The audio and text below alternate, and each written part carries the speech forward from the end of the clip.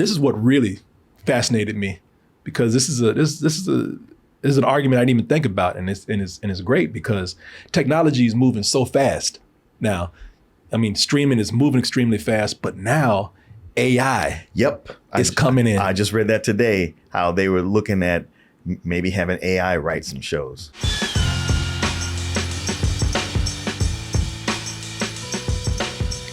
All right, folks. So a lot of people, when I put out there, what would you like to have us talk about today? Because there was a lot of stuff that, well, I was telling everybody while you were downstairs. Every week we're talking about so much stuff to watch, so many TV shows, so many movies, and then we get this week like, well, I ain't got nothing. Yeah, it's light on movies, light on TV, at least for what we would talk about. But a lot of people said, well, hey man, there's a writer's strike going on. You might have less to talk about later, so better get it in now. But there is a writer's strike going on. And, while we're worried about if we're going to get our shows or not, there are people who are actually worried about their income, because this is affecting a lot of people. It's not just affecting writers, because the writers go on strike, then that affects shows being made. If shows aren't being made, then you have crew members, editors, artists, caterers, craft table people, Well, you got the businesses in the area that aren't getting, having people come in. Yeah. Yes. And it's also affecting the higher ups. I'm sure the execs are kind of sweating this, or are they? There's an argument to be made for that. But I want to talk about this, because it looks like strikes go in cycles. We had one back in 2007. I think we almost had one in 2017. And now, we got one that's going on in 2023. So, I'm not coming in with any, excuse me. Told y'all, man, my throat is out. So if you hear me choking and hacking and coughing through this whole thing, I apologize. Is your throat going on strike? It feels like it, man. Feels like it. You know what? I think you were right. I'm getting a little bit of phlegm that popped up. I think that was it. Martin told me to drink alcohol. Whiskey, specifically. Specifically, Martin said drink whiskey. So if my throat is going on strike, you know what? I'm going to meet its demands. There you go. Right there. Yeah. It asks for whiskey. Just have to negotiate. My throat is like, now see, was that so hard? Came to an agreement right here. Me. Yeah, I'm not coming in with any real strong opinions on this. Like, I'm not pointing fingers. I'm not saying that this person's wrong or these writers are wrong. How dare they keep people from working? No, I'm not doing that with this, man. I'm actually coming in because it's really kind of fascinating and very interesting to see why this is happening. Because there are reasons for these strikes to happen at certain times. And those reasons are very interesting. So the most interesting thing that I've seen with this, if you compare this to the writer's strike, the Writers Guild of America strike that happened back in 2007. Now, what really got that going was the writers being affected by new technology, DVDs and video on demand. And it always seemed like these, now I don't know, I have to look at some other strikes if there are any that happened. But there is a similarity between this strike that happened back then and the strike that's happening now, and that new emerging technology is coming in and affecting the infrastructure, and it's affecting how people are getting paid. Sure. And a lot of times the studios are benefiting, but the other creators are not. Yes. And that's always a thing. That's always a thing, yeah. The studios or the producers are always the ones to like, oh, well, I have a new revenue stream, and don't go, by all rights, I should be giving out pieces to the other people. They hold on to it till somebody says something. Yeah. See now it's streaming. Back then it was DVDs, video on demand. At least that's kind of what what I was reading when I was looking this up. Now it's mostly streaming. All the studios are putting, all their bets on streaming, they're putting all their business on streaming. And it's proven to be now that is where things are going. But the problem with streaming is that, so back when the networks were really responsible for doing shows, and that's where you went to get your shows, you would have seasons that were, 22, 25 episodes. 22 or 26 episodes, yeah. And now with streaming, what you're getting is you're starting to see things come down. You're getting 8 to 10 episodes. So that means that there's two things affecting these writers. That means that, first of all, you have less episodes to work on, which is affecting your money, and you have a longer hiatus. See, these writers, they depend on going from show to show, and nothing's really guaranteed. You know, you could have something big today, and you could be, you know, it's what is that expression? Famine or feast or famine. Feast or famine. It's either feast or famine. You could hit something big, and then you can go for months without anything. Yeah. And even showrunners who are doing popular shows and who are making, you know, tons of money. Listen, you know, you make a lot of money, but then if you're not consistently working, you still got that house to pay for. You still got that family to feed. So everybody, you know, every one of these writers is concerned about not having consistent work. Sure. Yeah. It's not consistent work, and you kind of subsidize it with the royalties on what you've done. But if there's a new service, whether your shows are going out and they're not paying you royalties, then where's your money coming from? Especially since everybody else is making money off of it. Yeah, and there's a case to be made with this. So there's this showrunner. He did King of the Hill and a lot of things. You know, that's just one I remember because I like that show. But there's this article from The Guardian, which, you know, they talk about how with the technology that's happened lately and just throughout the last 10 years, Michael Jamin is the author of this article.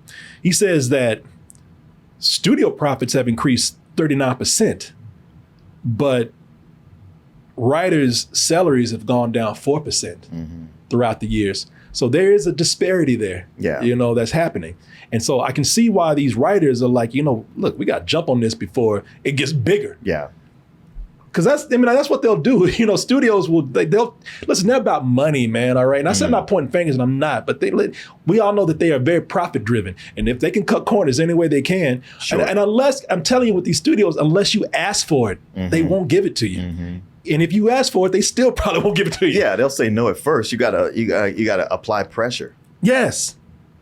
Yeah, man. It's too bad. If everybody could just play fair, we could avoid all this. Yeah, the studios, you know, that's why they're striking right now, because they're saying this is what we, you know, here are the numbers. This is what we're asking for. This is only fair. And they're just kind of like, we don't give a shit. And the studios are saying like, well, you know, advertisers are cutting back, so we're not making money like we used to. Yeah. Yeah. Yeah. You know, you know, and somebody in chat made a good point. You know, they're concerned about their shareholders. You know, they're concerned about, they're not creatives at heart. Okay. They are businessmen. They are money driven. They are numbers people. So if that's one of the things about these strikes, these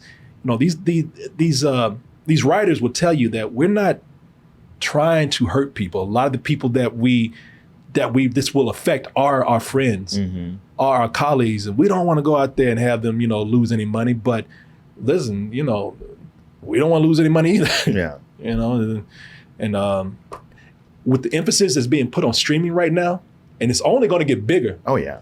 If they don't do something now, it's going to get worse for the writers. Yeah. They have to say something now. Right. Well, with the last big writer's strike, besides getting, you know, terrible productions, I mean, you know, poorly written productions, what we got was the huge influx of reality TV. Yep. Which suddenly took over 50, maybe even 60% of broadcasting.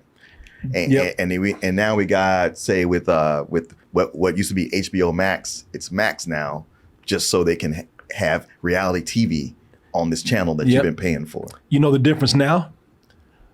Now with streaming, they can actually, first of all, they have a catalog of stuff that's already done that they can ride on for a little bit. And now they can get foreign television coming in. You know, I mean, think about like Squid Game and stuff like that. Now they can pull from other sources until this gets worked out. So it's not, you know, thing is, they always have something. It's not always the best choice, you know. But they aren't looking. They don't give a shit about the best choice. No, they just want the best choice that's going to make the biggest profit. And that is something I want to talk about, because we look at what happened in 2007. That there is a question to be had with that. Now, I got to tell you, man, this is what really fascinated me, because this is an argument I didn't even think about, and it's great because technology is moving so fast now. I mean, streaming is moving extremely fast, but now AI is coming in. I just read that today, how they were looking at maybe having AI write some shows. Hey everyone, hope you're enjoying the video. Hate to interrupt, but I got something to tell you right now. We got to give a word out to our sponsor, and you're really going to love this because everybody that we've told about Diet Smoke, they always tell us that they enjoy this so much, and so do we. Listen, you've heard us talk about Diet Smoke when we're not doing an ad. You know, we just have conversations about it because it helps us relax so much. You know, when I want to relax, if I want to sleep well, you know, I always tell you, I enjoy a little Diet Smoke. Diet Smoke has a wide range of products, so there's something guaranteed for everyone out there. You know, whether you want something kind of mellow to help you relax or you want something just a little bit stronger, they got you. And they also have a wide variety of flavors and strengths for you to try that'll give you a new experience with every flavor. And Diet Smoke's #1 priority is customer satisfaction. If you're not completely satisfied, they have a dedicated customer service team that is ready to resolve any issue that you may have. They just want you to be happy. You know, we get testimonials from our community members all the time telling us how much they love Diet Smoke. We get videos showing us how they bought it and saying how they've been taking it and enjoying it. We give you testimonials all the time. You know, just a couple of days ago on the show, I was talking about how I couldn't sleep and I took some Diet Smoke and I woke up feeling nice, refreshed. And you know what? I want you to feel the same way. And here's something that's going to make you even feel better, saving some money. So here's what you do. Go to dietsmoke.com and enter the code TOASTED50 at checkout, and you'll get 50% off your first item that you add to your cart. Ooh, you feeling so good right now. And I guarantee you're going to feel better. So I want to thank Diet Smoke for sponsoring this portion of the show. And as always, I want to thank you out there for your support. Now, back to the video. So some people are thinking the complaint is, oh shit, man, we're gonna get replaced by computers. They're gonna write everything. Yeah, and some other people are saying, oh man, ain't nobody gonna replace you. You know, can't no computer replace you. You still need that human touch in there. You just making a fuss about nothing. Thing is that there is a legitimate argument to be made here about something like ChatGPT, which people are using in so many ways to write code. Some people are saying this is a personal assistant for me now. Yeah. You know, but the argument that I never considered, that I found fascinating here, but it makes perfect sense. So you have this writer, John August. He did Big Fish and Aladdin. He wrote those. He had some quotes in the Hollywood Reporter and did an interview with the Hollywood Reporter where he was talking about writers are concerned about AI and ChatGPT and similar things because we're not worried about being replaced by a computer. We're worried about having our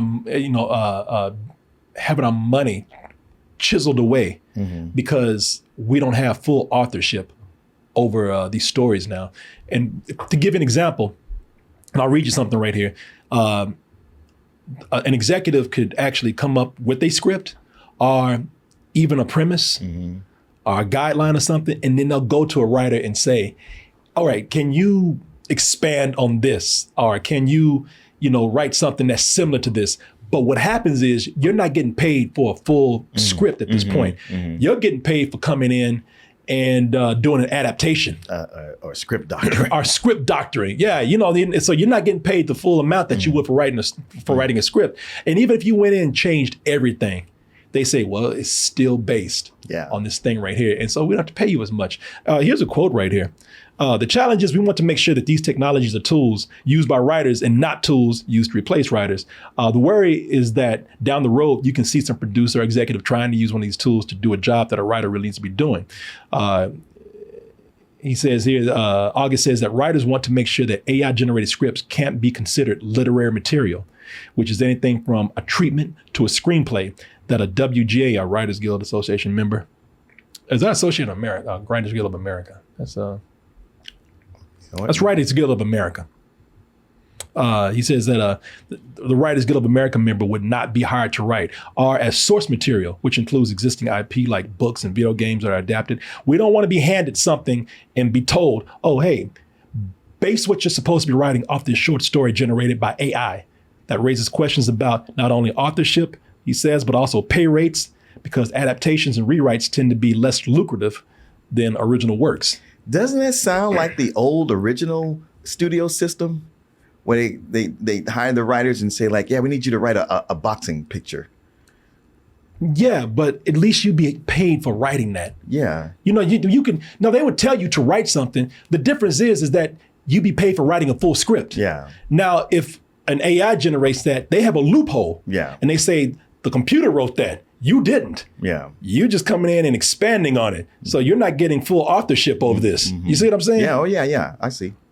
Yeah. No, I get it.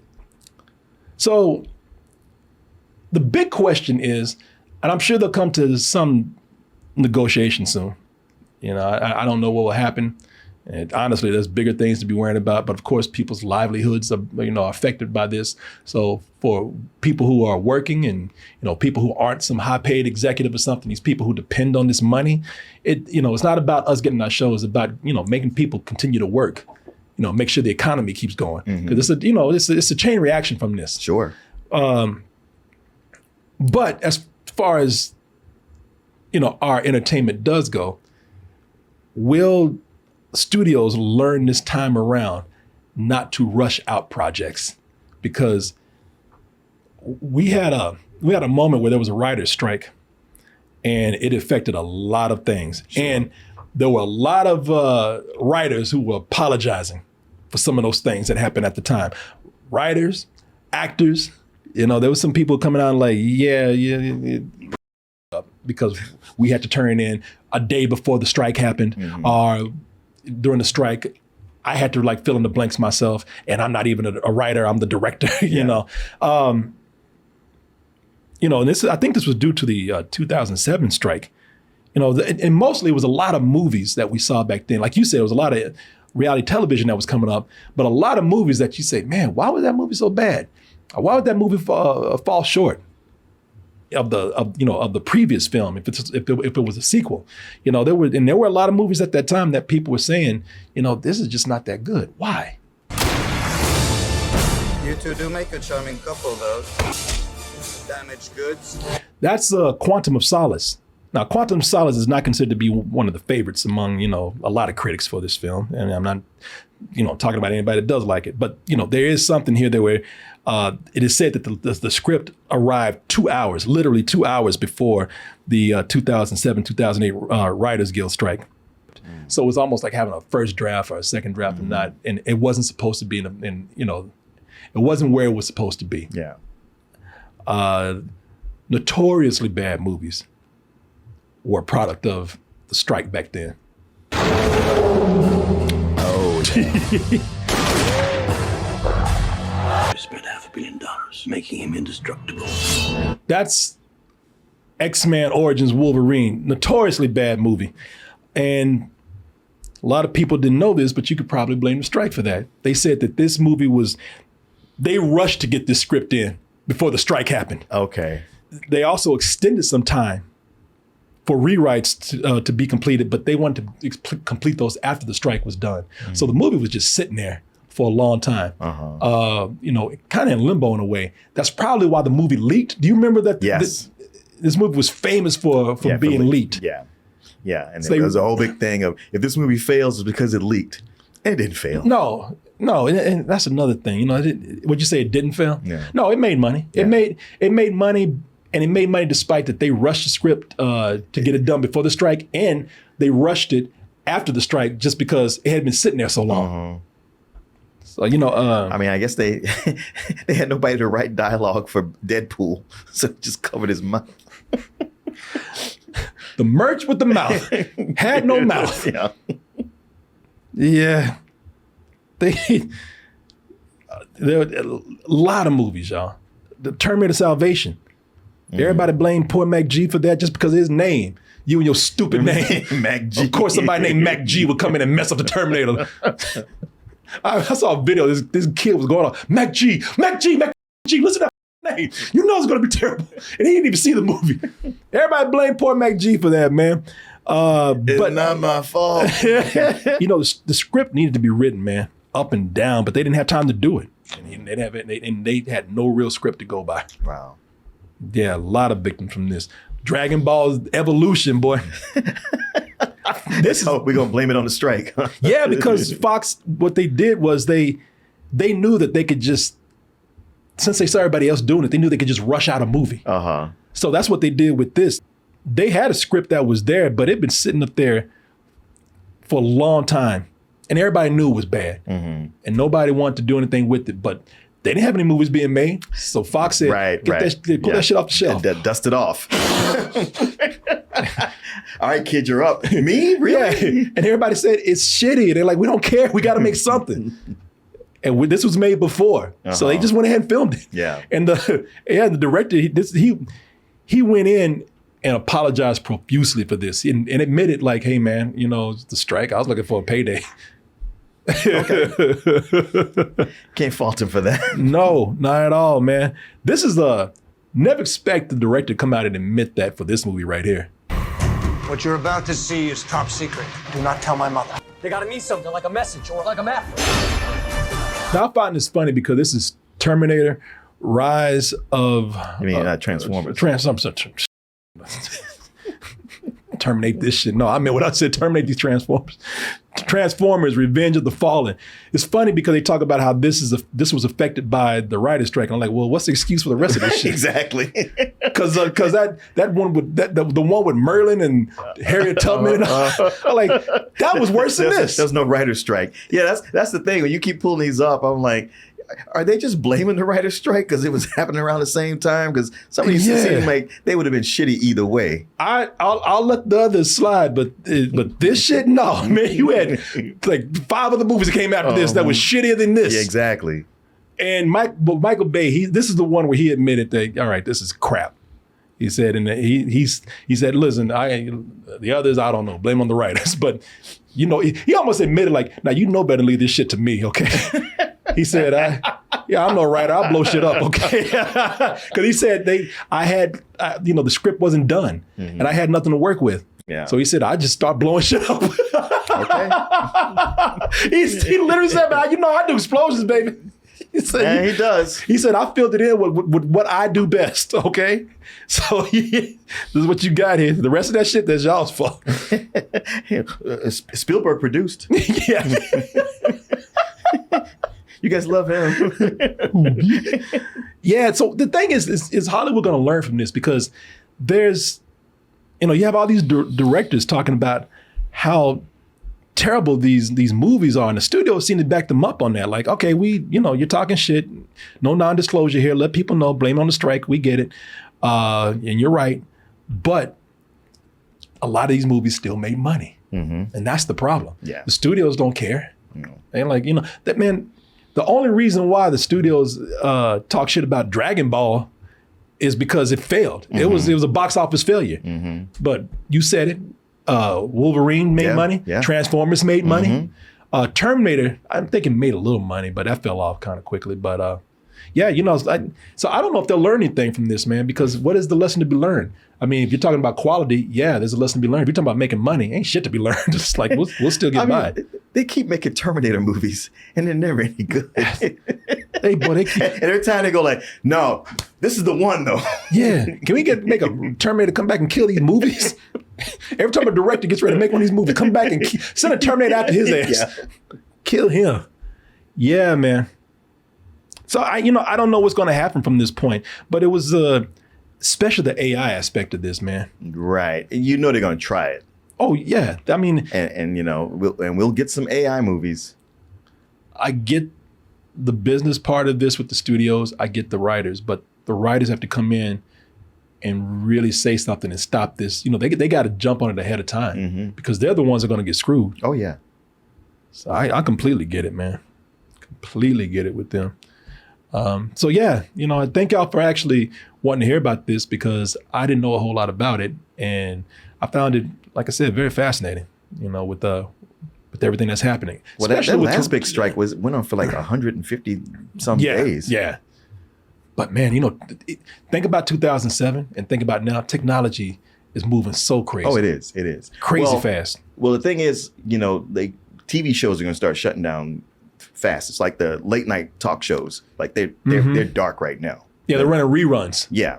And then it'll hit TV. But with movies, so many of those are in production years in advance. So we'll probably still get, good to decent movies for the next 9 months or a year. Yeah, it's pre-filmed content that is actually going to be okay for a little bit. Late night shows, they're live. Yeah. So that's why they're suffering, but are stopping right now and doing reruns. But they said already they have enough, I guess, surplus or whatever to like get them through for a little bit. But yeah. And in the long run, if this goes on, I don't see this at all being good. No matter what they have, no matter what they do, even we're talking about the quality of stuff that's being put out, it's going to come back and hurt them at some point. Sure. So, yeah, we'll see. I guess if there's a positive, it'll be for people who made a movie that was just getting shelved. And there'll be that point where it's like, hey, we got a slot. All right, come on. Get your ass in there. It's like pulling that wimp off the bench. All right, get in there. Every other player's hurt. I won't let you down, coach. Yeah. You'll see. Damn skinniest kid on the bench. All the main players are hurt. And they're like, get in there, McGillicuddy. Oh, shit. All right. Well, again, thank y'all, man. This was educational for me. Appreciate it.